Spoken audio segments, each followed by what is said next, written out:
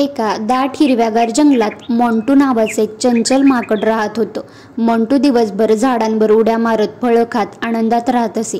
त्याच जंगलात शेरू नावाचा एक भव्य सिंहही राहत होता. सगळे प्राणी शेरूला घाबरत असे, पण तो मनाने चांगला होता. इतरांना मदत करणं हा त्याचा स्वभाव होता. एके दिवशी जंगलात प्रचंड गरमी पडली. ओढे तलाव सगळं सुकलं. प्राण्यांना पाणी मिळेनासं झालं. सर्व प्राणी चिंतेत होते.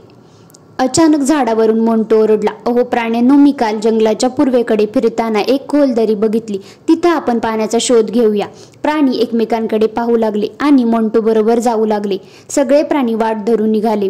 पुढे जाता जाता त्यांना एक मोठी दरी आली, खोल आणि रुंद. कोणालाही ते ओलांडता येईना.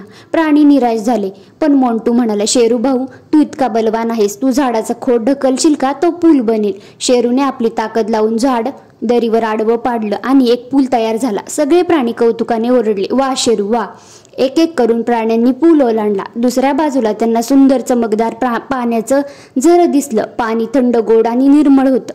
प्राणी आनंदाने पाणी प्यायले. सगळे खुश झाले. शेरू आणि मोंटू एकमेकांकडे बघत हसले. शेरू म्हणाला, तू आजपासून माझा सगळ्यात खास दोस्त. मोंटू, तू छोटा आहेस, पण तुझं डोकं मात्र मोठं आहेस. तू नसतास तर आपण पाण्यापर्यंत पोहोचू शकलो नसतो. मोंटू हसून म्हणाला, आणि तू नसतास तर आपण दरी ओलांडू शकलो नसतो. आपण दोघांनी मिळून काम केलं.